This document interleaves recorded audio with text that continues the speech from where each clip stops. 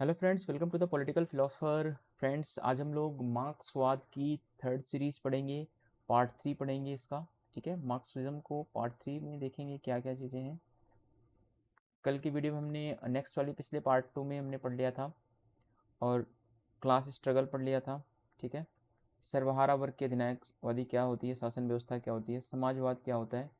ठीक है, इन सब चीज़ों की चर्चा हमने कर ली थी। तो आज के पार्ट में हम पार्ट 3 देखेंगे। पार्ट 3 में हमें क्या क्या चीज़ें पढ़नी है। ठीक है,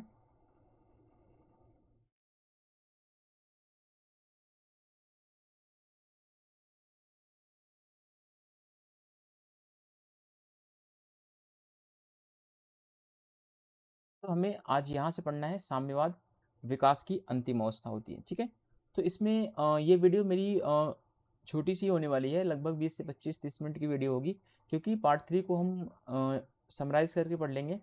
और अभी पार्ट 4 जब पार्ट 4 की बात नहीं, जब हम 9 मार्क्सवाद पढ़ेंगे इसमें। ठीक है, 9 मार्क्सवाद,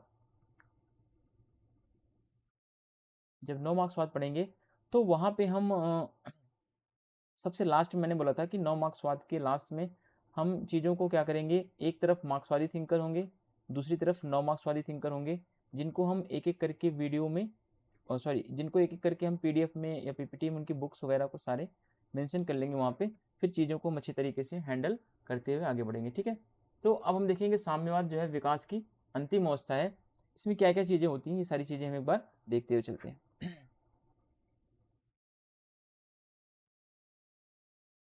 अब देखिए, साम्यवाद क्या है, पहली बात तो ये समझिए। साम्यवाद, मार्क्स कहता है कि साम्यवाद जो है वो विकास की सबसे अंतिम अवस्था है। इसके बाद कोई भी विकास नहीं होगा। विकास की ये सबसे सर्वोच्च अवस्था है। ठीक है, ये फाइनल स्टेज है या हाईएस्ट स्टेज है, कह सकते हैं हम। अब देखिए, पहला पॉइंट इसमें मार्क्स के अनुसार समाजवाद, सोशलिज्म, साम्यवाद का मार्ग क्या करता है, प्रशस्त करता है। यानी मार्क्स कहता है कि समाजवाद के द्वारा ही, कैसा समाजवाद, ये वही समाजवाद है जो सर्वहारा वर्ग का अधिनायकवाद है। ठीक है, सर्वहारा वर्ग का अधिनायकवाद। ठीक है, इसी सर्वहारा वर्ग के अधिनायकवाद या इसी समाजवाद के माध्यम से ही साम्यवाद की स्थापना की जाएगी। ठीक है, तो मार्क्स ये बताने की कोशिश कर रहा है। तो इन सब पॉइंट्स को आप जरूर ध्यान में रखें। ठीक है, ये सारे इंपॉर्टेंट पॉइंट्स होते हैं, इन्हीं सब पॉइंट से क्वेश्चन बनने के चांसेस ज़्यादा होते हैं हमेशा। तो अब नेक्स्ट पॉइंट में देखेंगे, वह उत्पादन के साधनों पर निजी स्वामित्व की समाप्ति पर वर्गों को खत्म कर देता है। यानी कि अब मार्क्स क्या बता रहा है कि साम्यवादी अवस्था में क्या होगा। साम्यवादी में अवस्था में ये होगा कि जितने भी प्रोडक्शन के सिस्टम्स होंगे, जितने भी उत्पादन के साधन होंगे, ठीक है, जितने भी रिसोर्सेज होंगे प्रोडक्शन के, उन पर निजी स्वामित्व, ठीक है, उन पर जो प्राइवेट ओनरशिप है वो क्या होगा, वो प्राइवेट ओनरशिप जो है वो अबोलिश कर दिया जाएगा। ठीक है, वो समाप्त कर दिया जाएगा। अब यहाँ पे ना तो कोई क्लास होगा, ना ही कोई क्लास स्ट्रगल होगा। ठीक है, मार्क्स कहता है कि जब कम्युनलिज्म आएगा, जब साम्यवाद आ जाएगा, तो इस कम्युनलिज्म में ना तो कोई क्लास होगा और ना ही कोई क्लास स्ट्रगल होगा। ठीक है, यहाँ पे क्या होगी, इस अवस्था में जो प्राइवेट ओनरशिप है या जो प्राइवेट प्रॉपर्टी है, इसका अबॉलिसिस कर दिया जाएगा, इसका डिमोलिश कर दिया जाएगा, इस तरीके से मार्क्स बता रहा है। ठीक है, और इसमें वर्ग नहीं होंगे, जब क्लास नहीं होंगे, जब क्लास नहीं होगा तो क्या नहीं होगा, तो एक्सप्लॉयटेशन नहीं होगा। ठीक है, तो यहाँ पे शोषण नहीं होगा फिर, है ना, क्योंकि वर्गों के माध्यम से ही शोषण होता है।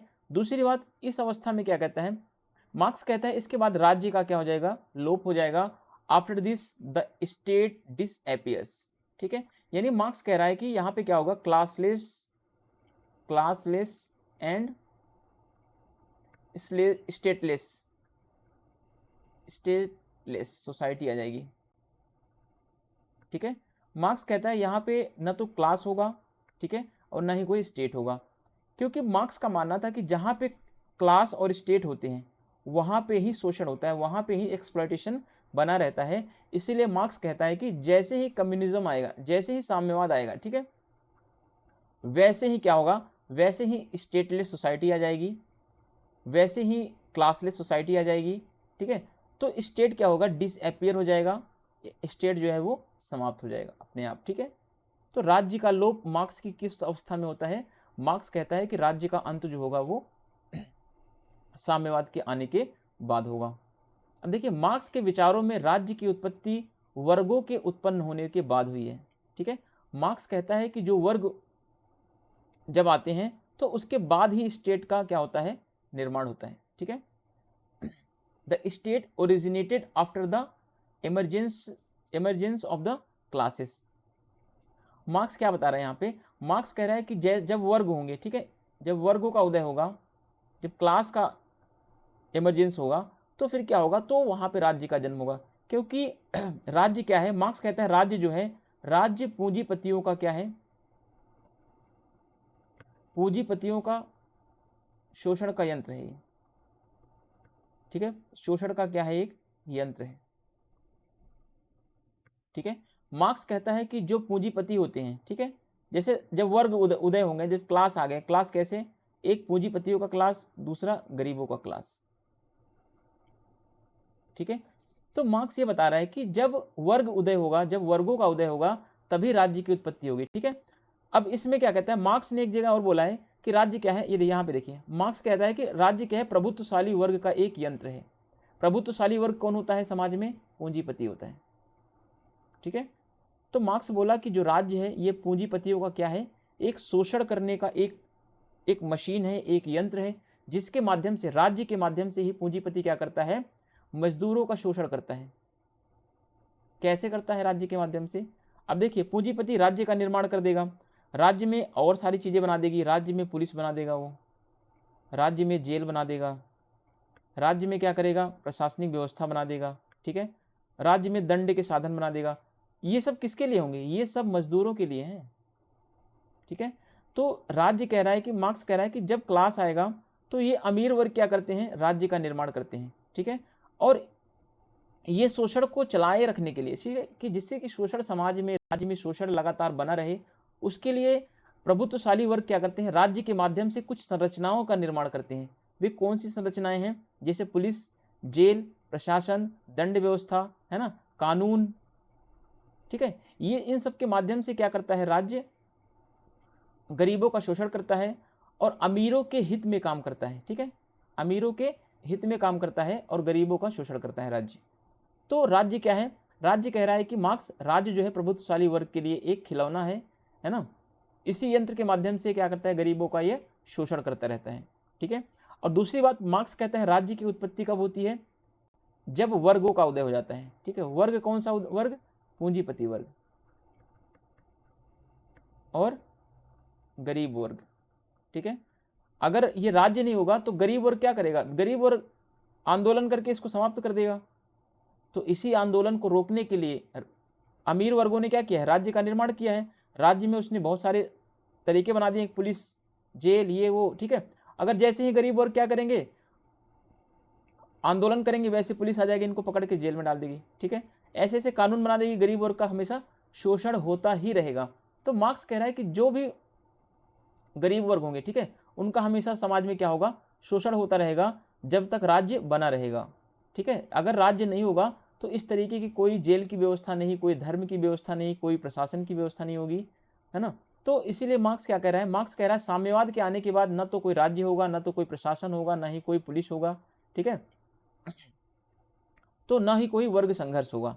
तो ये सारी चीजें मार्क्स बताने की कोशिश कर रहा है कि जब हमारी व्यवस्था आएगी, कम्युनिज्म की व्यवस्था आएगी, जब साम्यवाद की अवस्था आएगी, तो वहां पे स्टेटलेस और क्लासलेस सोसाइटी का निर्माण होगा। ठीक है, जहां पे स्टेट होगा, जहां पे क्लास होंगे, वहां पे हमेशा संघर्ष बना रहेगा। ये बात मार्क्स बार बार बताने की कोशिश कर रहा है। चलिए अब देखते हैं नेक्स्ट पॉइंट। राज्य क्या है, प्रभुत्वशाली वर्ग का एक यंत्र है। ठीक है, अब इसका उपयोग, यानी इस राज्य का उपयोग, ठीक है, राज्य का उपयोग वर्चस्व बनाए रखने और शोषण करने के लिए होता है। मार्क्स कह रहा है कि राज्य का उपयोग किसके लिए होता है, पूंजीपति किसके लिए करता है, राज्य का उपयोग पूंजीपति जो है अपनी हेजीमनी को बनाए रखने के लिए। ठीक है, अपनी हेजीमनी को बनाए रखने के लिए और गरीबों को शोषण करने के लिए राज्य का निर्माण कर देता है। तो मार्क्स कहता है ऐसे राज्य की कोई आवश्यकता नहीं है। जब साम्यवाद आएगा तो सबसे पहले क्या किया जाएगा, इसी राज्य को ही समाप्त कर दिया जाएगा। क्योंकि राज्य क्या है, राज्य एक शोषण का यंत्र है। ठीक है, राज्य क्या है? शोषण का यंत्र है। ये बात आप लोगों को समझ में अगर आ रही होगी तो चैनल को लाइक कर दें प्लीज। ठीक है, अगर नहीं आ रहा होगा तो कमेंट करके बताएं कि नहीं आ रहा है। क्लियर है? ठीक है, it is use to maintain dominance and exploitation. ठीक है, मार्क्स कह रहा है कि राज्य क्या करता है? राज्य के माध्यम से ही डोमिनेंस को मेंटेनेंस करता है। ठीक है, डोमिनेंस को मेंटेन बनाए रखता है कौन? पूंजीपति वर्ग। ठीक है, जो एलिट क्लास के लोग हैं वो स्टेट के थ्रू ही क्या करते हैं? डोमिनेंस को मेंटेनेंस में बनाए रखते हैं, मेंटेन रखते हैं उसको, और कंटिन्यू एक्सप्लॉयटेशन करते रहते हैं। एक्सप्लॉयटेशन किसका हो रहा है यहाँ पे? लेबर क्लास का, लेबर क्लास का। ठीक है, मजदूरों का यहाँ पे कंटिन्यू शोषण होता रहेगा। इसीलिए कम्युनिज्म में कभी भी स्टेट की बात नहीं होगी। ठीक है, बात होगी तो स्टेटलेस की बात होगी, स्टेटलेस एंड क्लासलेस। ठीक है, सोसाइटी लेस, समाज विहीन राज्य की बात होगी। ठीक है, अब देखिए यहाँ पे मार्क्स क्या कहता है? मार्क्स कहता है इसीलिए वर्गों की जब समाप्ति के बाद क्या होगा? वर्गों की समाप्ति के बाद राज्य का भी लुप्त हो जाना स्वाभाविक बात है, स्वाभाविक परिणति है। ठीक है, therefore the extinction of the state after the abolition of classes in natural consequence। ठीक है, तो मार्क्स कह रहा है कि ये तो नेचुरल कंसिक्वेंस है, नेचुरल सी बात है कि जैसे ही वर्ग समाप्त हो जाएंगे तो अपने आप राज्य समाप्त हो जाएगा। क्यों? क्योंकि वर्गों के उदय से ही क्या होता है? राज्य का निर्माण होता है। जब तक समाज में वर्ग नहीं होंगे तब तक राज्य नहीं आएगा, जैसे ही वर्ग होगा वैसे ही राज्य आ जाएंगे। ठीक है, तो वर्ग ही नहीं, वर्ग को समाप्त करना, राज्य अपने आप समाप्त हो जाएगा। ठीक है, अब देखिए साम्यवाद की अवस्था कैसी अवस्था होगी? स्टेटलेस और क्लासलेस। ठीक है, the state of communism is stateless and classless. ये बात आप ध्यान रखना। साम्यवाद की अवस्था कैसी अवस्था है? यहाँ पे ना तो कोई स्टेट होगा और ना ही कोई क्लास होगा, ये बात आप ध्यान रखना। ठीक है, तो ये सारी चीज़ें आपको याद करने की जरूरत है, समझने की जरूरत है। क्यों मार्क्स ऐसा बार बार बोल रहा है? ठीक है, क्योंकि मार्क्स कहते हैं जब भी, ठीक है, वर्ग होंगे, जहाँ पे भी क्लास होंगे, ठीक है, वहाँ पे राज्य अपने आप, स्टेट अपने आप आ जाएगा। ठीक है, क्योंकि एक वर्गों का शोषण करता है स्टेट, जैसे अमीर वर्ग हो गए। ठीक है, तो अमीर वर्ग क्या करते हैं? राज्य का निर्माण कर देते हैं, किसके लिए? गरीबों के शोषण के लिए। तो इसीलिए कह रहा है कि वर्गों की समाप्ति हो जाएगी कहाँ पे? साम्यवाद में, और न तो वहाँ पे स्टेट होगा और ना ही राज्य होगा। और इस साम्यवादी अवस्था में, इस कम्युनिज्म में क्या होगा?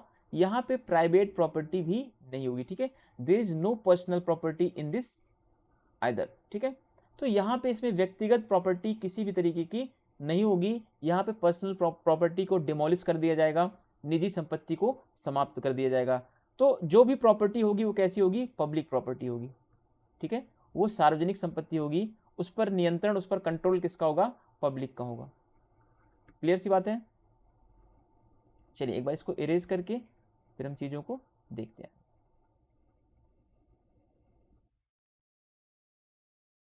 ठीक है, नेक्स्ट देखिए, अब मार्क्स क्या बोलता है? यह ऐतिहासिक विकास की अंतिम अवस्था, सर्वोच्च और पूर्ण अवस्था है। कौन सी अवस्था? ये मार्क्स किस अवस्था की बात कर रहे हैं? ये अवस्था है साम्यवाद की अवस्था, साम्यवाद की अवस्था। ठीक है, कम्युनिज्म की अवस्था।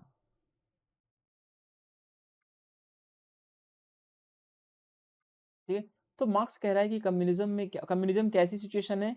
तो ये लास्ट, अंतिम है, सर्वोच्च है और पूर्ण अवस्था है। ठीक है, तो इसमें क्या होगा? इसमें ना तो कोई स्टेट होगा, ना कोई राज्य होगा, ना कोई वर्ग होगा, ना ही कोई शोषण होगा, ना ही कोई धर्म होगा। ठीक है, तो इस तरीके से ना ही कोई निजी संपत्ति होगी, ना ही कोई निजी संपत्ति होगी। तो मार्क्स कह रहा है कि ऐसी अवस्था आनी चाहिए, और मार्क्स का उद्देश्य क्या था? साम्यवाद की स्थापना करना। क्योंकि मार्क्स ने पूंजीवाद की कमियों को देखा, पूंजीवाद के अंदर जो बुराइयां विद्यमान थी, जो उसके अंदर कमियां विद्यमान थी, उन सबको देखते हुए मार्क्स ने एक ऐसे वैज्ञानिक समाज की कल्पना की जिसके माध्यम से मार्क्स ने यह बताने की कोशिश की कि एक ऐसे समाज को हम लाने की कोशिश कर रहे हैं जिसमें ना तो वर्ग होगा, ना ही वर्ग संघर्ष होगा, ना ही प्राइवेट प्रॉपर्टी होगी, ना ही कोई राज्य होगा, ना ही किसी का शोषण होगा और ना ही कोई शोषण करता होगा। ठीक है, तो इस तरीके से मार्क्स का उद्देश्य था ये एक ऐसे समाज का निर्माण करना, और उस समाज का नाम क्या था? साम्यवाद। ठीक है, वो ऐसी अवस्था थी जो साम्यवादी अवस्था थी। ठीक है, वो एक अंतिम अवस्था थी मार्क्स की। अब यहाँ पे भी आप देखेंगे, अगर मैं आपको दिखाना चाहूँ तो एक बार आप देख लें। ये देखिए, मार्क्स इस अवस्था की बात कर रहे हैं। ठीक है, अब हम इस अवस्था को पढ़ रहे हैं कि जो साम्यवाद की अवस्था है, इस पर प्राइवेट प्रॉपर्टी का नियंत्रण नहीं होगा किसी भी चीज़ में। ठीक है, प्राइवेट संस्थाएं नहीं होंगी, यहाँ पे निजी संपत्तियां नहीं होंगी, बल्कि सभी संसाधनों पर जो है सामाजिक नियंत्रण हो जाएगा। यहाँ पे राज्य का अंत हो जाएगा, स्टेट का एंड हो जाएगा। वर्ग संघर्ष नहीं होंगे। ठीक है, प्रत्येक से उसकी क्षमता के अनुसार कार्य और उसको जरूरत के अनुसार पैसा मिलेगा। ठीक है, तो ये क्या है? ये सर्वोच्च अवस्था है और यह मार्क्स की अंतिम अवस्था है। अंतिम अवस्था कैसी? विकास की अंतिम अवस्था। मार्क्स कहेगा इसके बाद कोई विकास नहीं होगा, यह क्योंकि यह सबसे सर्वोत्तम अवस्था है। ठीक है, सबसे सुप्रीम स्टेट है, सबसे सुप्रीम लेवल है ये। इसके बाद कोई भी डेवलपमेंट नहीं हो सकता है। ठीक है,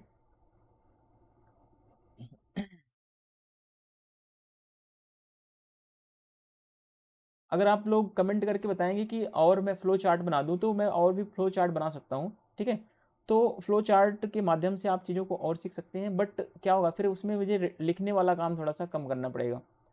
ठीक है, मैं जहाँ पे जरूरत पड़ रही है फ्लो चार्ट वैसे मैं बना दे रहा हूँ। और सारी चीज़ें फ्लो चार्ट से पढ़ेंगे तो आपको कंटेंट भी तो सीखना चाहिए ना, कुछ पढ़ा हुआ तो पढ़ना चाहिए। और कोशिश करें कि आप बुक्स भी पढ़ें। ठीक है, क्योंकि बुक्स की जो ऑफिशियल लैंग्वेज होती है वो एग्जाम में ज़्यादातर पूछी जाती है। ठीक है, अब जैसे अब अगला देखते हैं हम। अब यहाँ पे हमने पढ़ लिया कि समाज का प्रत्येक सदस्य अपनी क्षमता के अनुसार क्या करेगा? काम करेगा, और उसी जितनी जरूरत होगी उसकी जरूरत के हिसाब से उसे पैसा मिलेगा। ठीक है, अब लोग अपनी चिंताओं से यहाँ पे क्या हो जाएंगे? मुक्त होकर पूर्ण स्वतंत्रता का उपभोग कर सकेंगे। अब यहाँ पे एक क्वेश्चन बनकर आपका और तैयार होता है, मार्क्सवाद के अनुसार वास्तविक स्वतंत्रता व्यक्ति को कहाँ मिलेगी? तो मार्क्सवाद के अनुसार व्यक्ति को वास्तविक स्वतंत्रता क्या पूंजीवाद में मिलेगी, क्या कैपिटलिज्म में मिलेगी? तो नहीं, व्यक्ति को वास्तविक स्वतंत्रता का उपभोग कहाँ करेगा? वो साम्यवाद में। ठीक है, तो व्यक्ति को वास्तविक स्वतंत्रता कहाँ मिल रही है? साम्यवाद में मिल रही है। क्यों? क्योंकि व्यक्ति को यहाँ चिंता करने की जरूरत नहीं है। ठीक है, अगर कोई व्यक्ति विकलांग है, ठीक है, वह काम नहीं कर सकता है, तो भी राज्य उसकी जरूरतों को क्या करेगा? यहाँ पे पूरा करेगा। तो इसीलिए वास्तविक स्वतंत्रता उसको यहाँ पे मिल रही है। जबकि पूंजीवाद में ऐसा नहीं होता। पूंजीवाद में अगर कोई व्यक्ति विकलांग है, कोई व्यक्ति अगर इतना योग्य नहीं है कि वो अपना पर डे का खर्चा चला सके, तो वह व्यक्ति क्या होगा? वो चिंतित रहेगा कि उसे कहीं ना कहीं से रिसोर्सेज प्रतिदिन इकट्ठा करना है, जिससे उसका जीवन अच्छे तरीके से चल सके। लेकिन साम्यवादी अवस्था में व्यक्ति को चिंतित होने की कोई जरूरत नहीं है। व्यक्ति स्वतंत्रता से जी सकता है, मौज मस्ती में जी सकता है, क्योंकि यहाँ पे सारा जो कार्यभार होगा वो इसको सोचने की जरूरत नहीं है। ठीक है, बल्कि समाज के सभी लोग क्या करेंगे? अपना योगदान करके इसके लिए भी कार्य करते रहेंगे।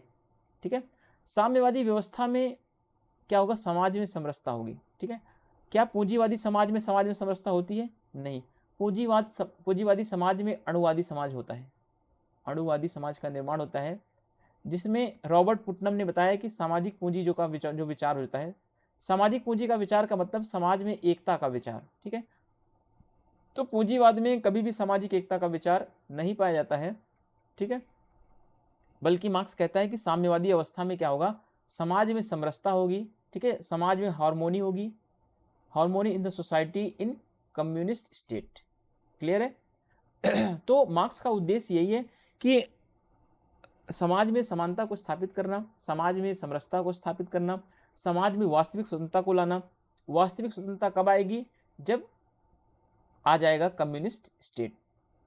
ठीक है, जब समाज साम्यवादी समाज आ जाएगा, तभी जो है वास्तविक स्वतंत्रता व्यक्ति को मिल सकती है। अब देखिए, जितने भी मार्क्सवादी विचारक हैं, सब ने उदारवाद की आलोचना की है, सब ने पूंजीवाद की आलोचना की है। ठीक है, इतना बात आपको कॉमन चीजें याद रखनी है। ठीक है, जितने भी थिंकर्स हैं मार्क्सिज्म के, उन्होंने पूंजीवाद की आलोचना की है। ठीक है, ऐसा कोई आप सोचो कि नव मार्क्सवादी जो हैं सर, उन्होंने पूंजीवाद की आलोचना नहीं की, ठीक है, तो ऐसा नहीं है, बल्कि नव मार्क्सवादी जितने भी हैं सब ने भी पूंजीवाद की आलोचना की है, ठीक है।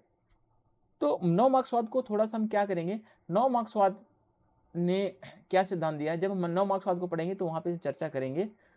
अगर हम थोड़ी सी बात करें तो नव मार्क्सवाद जो है मार्क्स की कुछ मान्यताओं में संशोधन करता है, ठीक है।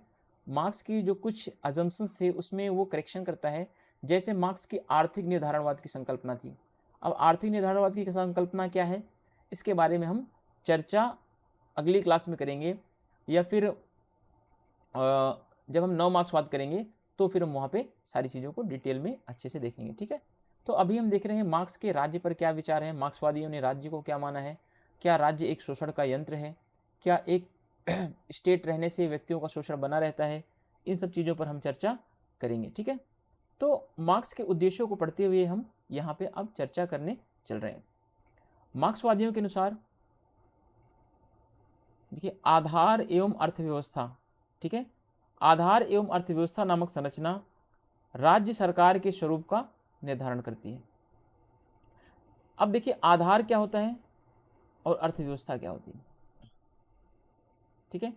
आधार और अर्थव्यवस्था नामक संरचनाएं जो होती हैं यही सरकार के स्वरूप का निर्धारण करती है। यानी कहने का मतलब जैसे कि समाज में उत्पादन किसके द्वारा हो रहा है, अगर समाज में उत्पादन जो हो रहा है वो हाथों से हो रहा है, ठीक है, तो ऐसा समाज कैसा होगा, ऐसा समाज सामंतवादी होगा। अगर समाज में उत्पादन जो है प्रोडक्शन अगर मशीनों के द्वारा हो रहा है तो वो समाज का स्वरूप कैसा होगा, पूंजीवादी होगा, ठीक है। तो मार्क्स कह रहा है कि आधार और अर्थव्यवस्था, ठीक है, आधार और अधिसंरचनाएं दोनों क्या होती हैं, जो अर्थव्यवस्था होती है, ठीक है, जो हमारा आधार होता है, ठीक है, जो अर्थव्यवस्था होती है वो क्या करती है, हमारे समाज के स्वरूप का निर्धारण करती है, ठीक है। अब देखिए इसलिए पूंजीपति वर्ग का उत्पादन के साधनों पर नियंत्रण होता है। मार्क्स कहता है कि जैसे आधार होगा वैसे उसकी अधिसंरचनाएं होंगी, यानी जैसे उत्पादन के साधन होंगे, ठीक है, जैसे उत्पादन के साधन होंगे, है ना, जैसे उत्पादन के संबंध होंगे वैसे ही समाज का स्वरूप होगा। अगर उत्पादन का साधन हाथों से उत्पादन हो रहा है तो समाज सामंतवादी होगा, ठीक है। इसमें समाज में संबंध कैसे होंगे, मालिक और कृषक के संबंध होंगे, ठीक है। अगर समाज में उत्पादन जो है मशीनों के द्वारा हो रहा है तो समाज कैसा होगा, पूंजीवादी समाज होगा। इसमें समाज के संबंध कैसे होंगे, एक तो पूंजीपति होगा, दूसरा सर्वहारा वर्ग होगा, ठीक है, एक पूंजीपति या फिर दूसरा मजदूर वर्ग कर सकते हैं। तो आधार ही क्या करती है, अधिसंरचना का निर्माण करती है, आधार ही राज्य का निर्माण करती है, आधार ही सरकार का निर्माण करती है, ठीक है। तो इस तरीके से जैसे उसका आधार होगा, जैसी अर्थव्यवस्था होगी वैसे ही राज्य का स्वरूप होगा। अगर अर्थव्यवस्था सामंतवादी है तो समाज भी क्या होगा, सामंतवाद पर आधारित। अर्थव्यवस्था अगर पूंजीवादी है तो समाज भी कैसा होगा, पूंजीवादी होगा, ठीक है। तो इसीलिए क्या होगा, पूंजीवादी वर्ग क्या करता है, उत्पादन के साधनों पर जो है नियंत्रण स्थापित कर लेता है। इस तरह राज्य एवं सरकार पर उनका क्या हो जाता है, स्वाभाविक नियंत्रण हो जाता है। किसका नियंत्रण हो जाता है, पूंजीपतियों का, ठीक है। पूंजीपतियों का स्वाभाविक रूप से नियंत्रण राज्य और सरकार पर हो जाता है, क्योंकि पूंजीपतियों ने ही राज्य का क्या किया है, निर्माण किया है। ये बात आप ध्यान रखना, ठीक है। मार्क्स तो ये कहता है ना कि वर्ग के आने के बाद ही राज्यों का निर्माण हुआ है। अगर समाज में वर्ग नहीं होंगे तो राज्य की क्या आवश्यकता है। तो मार्क्स कहता है कि ये वर्ग कहाँ नहीं होंगे, साम्यवाद में वर्ग नहीं होगा, ठीक है। लेकिन जो दूसरी अवस्थाएं हैं, जो सामंतवादी है, जो दास युग हैं और जो पूंजीवादी व्यवस्थाएं हैं, इनमें तो राज्य का निर्माण है, इनमें तो दो वर्गों का निर्माण है, ठीक है। तो इसलिए मार्क्स कह रहा है कि जैसे ही वर्गों का निर्माण होगा वैसे ही राज्य का निर्माण होना, सरकार का निर्माण होना स्वाभाविक रूप से आ जाएगा, क्योंकि इन्हीं राज्य के माध्यम से, इन्हीं सरकारों के माध्यम से जो पूंजीपति क्या करता है, पूंजीपति जो है वो मजदूरों पर नियंत्रण बनाए रखने का कार्य करता है, ठीक है। मजदूरों पर नियंत्रण बनाए रखने का कार्य करता है, किसके माध्यम से, राज्य और सरकार के माध्यम से, ठीक है। मार्क्स ने राज्य की कैसी व्याख्या की है, क्या मार्क्स ने राज्य की राजनीतिक व्याख्या की है? नहीं, मार्क्स ने राज्य की कैसी व्याख्या की है? आर्थिक व्याख्या की है। यानी कहने का मतलब है मार्क्स ने बताया कि जैसे अर्थव्यवस्था होगी वैसे ही राज्य का स्वरूप होगा। ठीक है। राज्य पूंजीपतियों के हाथों में शोषण का क्या है? एक यंत्र है। रॉल्फ मिलीबैंड है एक थिंकर, रॉल्फ मिलीबैंड, इनकी बुक का नाम है the state in capitalist society, the state in capitalist society. ठीक है, तो ये इनकी फेमस बुक है, एग्जाम में आता रहता है। ठीक है, तो जब हम आगे पढ़ेंगे चीज़ों को तो सारी बुक्स को हम मेंशन कर देंगे वहाँ पे, आप परेशान ना होइए इसके लिए। मार्क्सवादी क्या बोल रहे हैं? राज्य के ऊपर मार्क्सवादियों का विचार है कि राज्य क्या है? राज्य जो है पूंजीपतियों के हाथों का क्या है? शोषण का यंत्र है। अभी जैसे ऊपर भी हमने चर्चा करी थी। ठीक है, राज्य क्या है? राज्य एक परजीवी संस्था है। State is a parasitic institution. ठीक है, तो राज्य क्या है? एक परजीवी संस्था है, यानी यह दूसरों पर निर्भर रहती है। ठीक है, इसीलिए उदारवादियों द्वारा प्रतिपादित राज्य के तटस्थ एवं निष्पक्ष एवं कल्याणकारी स्वरूप को मार्क्सवादियों ने अस्वीकार कर दिया है। यानी कहने का मतलब है कि मार्क्सवादियों ने उदारवादियों द्वारा जो भी विचार दिए गए हैं उसको क्या कर दिया गया है? नकार दिया है। ठीक है, उदारवाद ने जो राज्य का विचार दिया, जो कल्याण राज्य के स्वरूप का विचार दिया, उसको मार्क्सवादियों ने क्या कर दिया? अस्वीकार कर दिया, उसको रिजेक्ट कर दिया। क्लियर है? क्यों किया? आपको ये इतनी देर से मैं यही समझा रहा हूं, क्योंकि उदारवादी विचारधारा जो होती है वो कैसी होती है? उदारवादी विचारधारा पूंजीवाद को आगे बढ़ाती है। ठीक है, पूंजीवाद को आगे बढ़ाती है। तो मार्क्सवादी जो विचारधारा है, ठीक है, वो पूंजीवाद की विरोधी विचारधारा है। वो कहती है मार्क्सवादी की पूंजीवाद क्या करता है? शोषण करता है, गरीबों का शोषण करता है। ठीक है, तो इस तरीके से दोनों में क्या है? पूंजीवाद और उदारवाद में, सॉरी, इस तरीके से मार्क्सवाद और पूंजीवाद और उदारवाद में क्या है? अंतर है। मार्क्सवादियों ने उदारवादियों और पूंजीवादियों दोनों की आलोचना की है। ठीक है, दोनों के सिद्धांतों को नकार दिया है।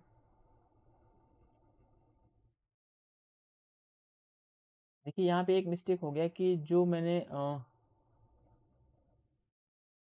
ये वाटर मार्क लगाया ना, ये वाटर मार्क फ्रंट में आ गया, बैक में करना भूल गया इसको, तो इसके लिए थोड़ा सा वर्ड जो है ना वो फ्रंट बैक पीछे चला गया है, इसको मुझे फ्रंट बैक में ले जाना था। ठीक है, चलिए कोई बात नहीं, मैं इसको पीपीटी की ओरिजिनल साइट में जाके वहाँ से सही कर लूँगा इसको, कोई बात नहीं। ठीक है, अब देखिए मार्क्सवादी राज्य को न तो प्राकृतिक मानते हैं और न ही कल्याणकारी मानते हैं। ठीक है, तो मार्क्सवादियों ने क्या बोला है? राज्य न तो प्राकृतिक संस्था है और न ही यह कल्याण करती है, बल्कि राज्य क्या करती है? शोषण करती है। मार्क्सवादियों ने राज्य को क्या माना है? राज्य को मार्क्सवादी ने बोला कि यह शोषण का यंत्र है। ठीक है, तो मार्क्सवादियों ने जो उदारवादियों द्वारा दिया गया राज्य का सिद्धांत है, इसको इन्होंने नकार दिया है। बल्कि मार्क्सवादी क्या बोलते हैं? राज्य की उत्पत्ति इसलिए हुई है कि समाज दो वर्गों के बीच विभाजित हो जाए, एक वर्ग अमीरों का हो जाए, दूसरा वर्ग गरीबों का हो जाए। ठीक है, अमीर और गरीबों को बांटने में राज्य की भूमिका है। ठीक है, देखिए लास्ट पेज है और हमारी वीडियो भी लगभग हो चुकी है 28 मिनट की। ठीक है, तो अब देखिए अगला पॉइंट, पूंजीपति वर्ग द्वारा निजी संपत्ति को बनाए रखने के लिए राज्य का निर्माण किया गया। अब देखिए जितने भी कैपिटलिस्ट हैं, जितने भी पूंजीपति हैं, ठीक है, ये सब क्या करते हैं? ये सब निजी संपत्ति यानी प्राइवेट प्रॉपर्टी को बनाए रखने के लिए ही राज्य का निर्माण करते हैं। ठीक है, यानी कि मजदूर वर्ग जो है वो मालिकों के विरुद्ध आंदोलन न कर दे, मालिकों का विद्रोह न कर दे, इसीलिए पूंजीपतियों ने क्या किया है? राज्य का निर्माण किया है। राज्य के निर्माण के बाद क्या होता है? इन्हीं पूंजीपतियों के द्वारा राज्य का निर्माण किया है। फिर राज्य में बहुत सारी संस्थाएं बनाई जाती हैं, जैसे सरकार, पुलिस, जेल, कानून, ये सारी व्यवस्थाएं किसके लिए होती हैं? ये सारी व्यवस्थाएं जो बनाई जाती हैं वो सारी व्यवस्थाएं मजदूरों के लिए बनाई जाती हैं। ठीक है, और ये सारी व्यवस्थाएं मिलकर भी क्या कर रही हैं? मजदूरों का शोषण कर रही हैं एक तो, दूसरी तरफ पूंजीपति भी क्या कर रहा है? मजदूरों का शोषण कर रहा है। तो ये सारी बातें आपको ध्यान रखना है। इसीलिए मार्क्स क्या कर रहा है? मार्क्स कह रहा है कि जब साम्यवाद आएगा ना तो वहाँ पे वर्ग होगा, ना ही पूंजी होगी, ना ही निजी संपत्ति होगी, ठीक है, सॉरी पूंजी तो होगी लेकिन निजी संपत्ति नहीं होगी, निजी पूंजी नहीं होगी, ठीक है, और ना ही वहाँ पे राज्य होगा, ना ही कोई समाज होगा, ठीक है, ना ही कोई धर्म होगा, ना ही कोई कानून होगा, ना ही कोई पुलिस प्रशासन होगा, ठीक है। इन सब का क्या कर रहा है मार्क्स, विरोध कर रहा है, ठीक है। क्योंकि मार्क्स इन सबको क्या मानता है, इन सबको यह मानता है कि यह पूंजीपतियों के लिए काम करती है, ठीक है। पुलिस प्रशासन, जेल, ये सारी चीज़ें क्या है, पूंजीपतियों का एक यंत्र है, पूंजीपतियों का एक, कहते नहीं कि एक षड्यंत्र है उसके लिए। तो उसी के माध्यम से ये क्या करते हैं, गरीबों का शोषण करते हैं। इसीलिए मार्क्स ने बोला कि जब साम्यवाद आ जाएगा तो वर्ग, निजी पूंजी, ये सब का समाप्त हो जाएगा और जो है एक नया राज्य बनेगा, ठीक है, उसका नाम क्या होगा, साम्यवाद। एक साम्यवाद की स्थापना में इन सब का कोई स्थान नहीं होगा। अब देखिए मार्क्स के विचारों में राज्य की उत्पत्ति वर्गों के उत्पन्न होने के बाद हुई है। ये कई बार रिपीटेशन हो चुका है, 2-3 बार आ चुका है, ठीक है। अब देखिए राज्य क्या है, यह प्रभुत्वशाली वर्ग का एक यंत्र है, ये बार बार आएगा। इसके बाद देखिए कोई सा बुक पढ़ लीजिए, किसी की, चाहे एंड्रयू हैवुड पढ़ लीजिए, चाहे ओपी गावा पढ़ लो, चाहे राजेश मिश्रा पढ़ लो, चाहे दुनिया भर की कितनी भी किताबें पढ़ लीजिए, ठीक है, इसके बाहर आपको कुछ नहीं मिलेगा। जितना मैंने पीपीटी बना दिया है ना, इसके बाहर आपको बस कहानी मिलेगी, बस बुक का पेज बड़ा हो जाएगा, बस समझाने का तरीका उनमें थोड़ा सा, समझाने में बुक 50 पेज की हो जाएगी, 100 पेज की हो जाएगी, वो बात अलग है, लेकिन सारा जो बेसिक सार है इसका, ठीक है, जो बेसिक थीम है मैंने निकाल के आपको दे दिया है, ठीक है, और इन सबको मैंने अच्छे से समझा दिया है जिससे कि आपका टाइम बचे, ठीक है। मार्क्स कह रहा है कि जो राज्य है वो क्या है, प्रभुत्वशाली वर्ग। प्रभुत्वशाली वर्ग का मतलब है पूंजीपति वर्ग। पूंजीपति वर्ग का क्या है, एक यंत्र है, उसका खिलौना है। इसी के माध्यम से क्या करता है, जैसे मान लीजिए मार्क्स कह रहा है कि जो राज्य होता है ना, राज्य एक क्या है, रिमोट की तरह है, मान लीजिए। इसी रिमोट से क्या करता है, इसी रिमोट के माध्यम से, इसी राज्य के माध्यम से वो मजदूरों पर कंट्रोल बनाता है, ठीक है, मजदूरों का शोषण करता है, कितना वॉल्यूम तेज करना है, कितना वॉल्यूम कम करना है ना, मजदूरों का इसी रिमोट के माध्यम से करता है, इसी प्रशासनिक व्यवस्था के माध्यम से करता है, इसी पुलिस प्रशासन के माध्यम से करता है, इसी धर्म के माध्यम से करता है, ठीक है। और इसका उपयोग, जो राज्य का उपयोग है, यह मार्क्सवाद कह रहा है कि इसी राज्य के उपयोग के माध्यम से पूंजीपति हमेशा वर्चस्व बनाए रखने का प्रयास करता है और शोषण करता रहता है। किसका शोषण, गरीबों का शोषण, मजदूरों का शोषण, ठीक है, इन सब का शोषण, हमेशा सर्वहारा वर्ग का शोषण, इन सब का हमेशा एक्सप्लॉयटेशन जो है वो पूंजीपति हमेशा करता रहेगा। और यह व्यवस्था तब समाप्त होगी जब साम्यवाद आ जाएगा। साम्यवादी व्यवस्था में इन सब का कोई योगदान नहीं होगा, ना तो राज्य होगा, ना ही कोई पूंजीपति होगा, ना ही कोई अमीर होगा, ना ही कोई गरीब होगा, ठीक है। तो इस तरीके से हमारा मार्क्सवाद वाला चैप्टर खत्म होता है। अब हम नव मार्क्सवाद की तरफ अब नेक्स्ट वीडियो में देखेंगे, ठीक है। तो मेरे चैनल को प्लीज़ लाइक कर दें, ठीक है, ये इतना बड़ा सा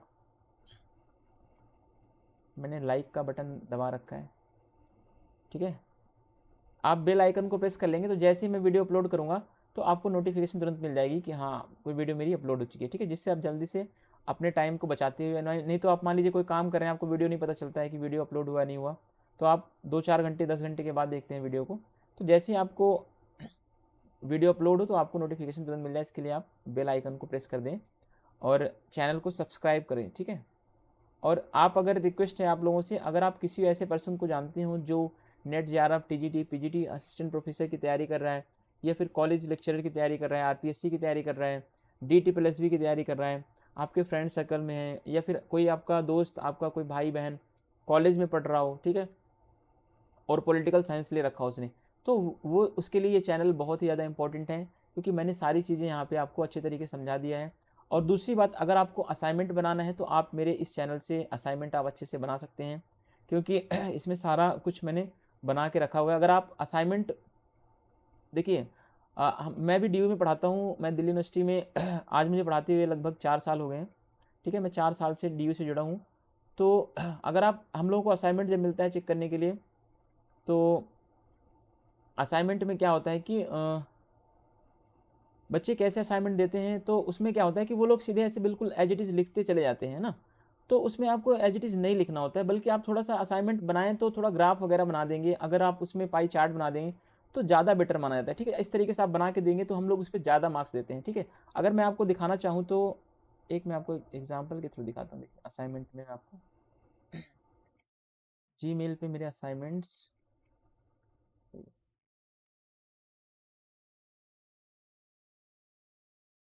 एक सेकेंड में आपको लॉगिन करके अपना असाइनमेंट दिखा देता हूँ, कैसे असाइनमेंट बच्चे बनाते हैं। ठीक है,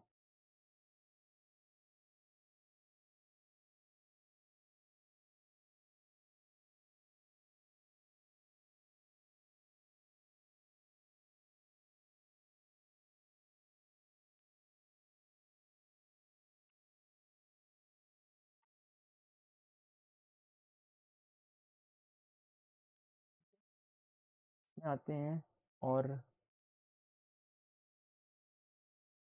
सर्च करता हूँ एक बार, असाइनमेंट का कोई सीट है,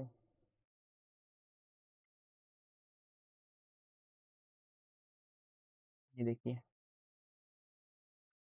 इग्नू के असाइनमेंट्स हैं ये सारे। ठीक है, और ये देखिए पॉलिटिकल साइंस के सेकंड असाइनमेंट्स मैं आपको दिखाता हूँ कैसे बच्चे देखिए यहाँ पे असाइनमेंट्स बनाते हैं। देखो देखिए बी ए प्रोग्राम मैंने पढ़ाया था 4th semester, introduction to international relation. तो देखिए कैसे बनाते हैं ये लोग असाइनमेंट्स, ये ऐसे ऐसे असाइनमेंट्स नहीं बनता भाई। फिर भी मैं मार्क्स अच्छे इनको दे देता हूँ। ठीक है, थोड़ा असाइनमेंट्स बनाने का बिल्कुल ये तरीका नहीं कि आप कुछ भी मतलब हेडिंग बना के लिखते जाएँ। ठीक है, तो थोड़ा अगर पाई चार्ट, अगर फ्लो चार्ट अगर बना ले उसमें तो आपको ज़्यादा अच्छा मार्क्स मिल सकता है। बाकी इन सबको ऐसे नॉर्मल मार्क्स में दे देता हूँ क्योंकि इन्होंने बस ऐसे ही बना रखा है। ठीक है, मैं अगर आपको किसी और का असाइनमेंट दिखाता हूँ, क्या इसमें प्राइवेसी होती है मुझे नहीं पता, प्राइवेसी होती है कि नहीं इन सबकी।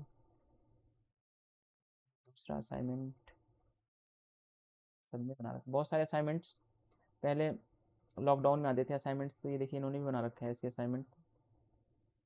किसी का इंग्लिश मीडियम में हूँ, देखता हूँ उनका असाइनमेंट। मोस्टली बच्चे हिंदी मीडियम ही बनाते हैं असाइनमेंट, का होगा शायद से। किसी का इंग्लिश मीडियम में बहुत सारे बच्चों का है, बट किसी किसी का है इंग्लिश में, किसी किसी का हिंदी में है। ठीक है, देखता हूँ किसका है इंग्लिश में एक बार। ये इसका असाइनमेंट देखिए, असाइनमेंट तो इस तरीके से नहीं बनाना आपको। ठीक है, बिल्कुल इन्होंने देखिए कैसे लिखा हुआ है असाइनमेंट, तो ऐसे असाइनमेंट आप नहीं बनाएं प्लीज़। ऐसे असाइनमेंट में टीचर इरिटेट होता है, हम लोग इसमें मार्क्स नहीं देते, पढ़ने का मन नहीं करता इन सबको। ठीक है, इस तरीके से असाइनमेंट बिल्कुल ना बनाएं। असाइनमेंट आप जब भी बनाएं थोड़ा अच्छा लिखें, फ्लो चार्ट में लिखें, बेसिक सी बातें कम लिखें। ठीक है, तो ऐसा असाइनमेंट नहीं बनाना। तो ये मेरा एक मोटिव ये था कि आपको दिखाना है कि आप लोग अगर असाइनमेंट बना रहे हैं तो असाइनमेंट बनाने के लिए क्या करें, अच्छे से आप असाइनमेंट बनाएं। जैसे मैंने इस तरीके से बना रखा है ना, तो इस तरीके से आप असाइनमेंट्स बना सकते हैं। क्लियर है? चलिए चैनल को लाइक करें, सब्सक्राइब करें और शेयर कर दें। ठीक है, थैंक्स फॉर वॉचिंग।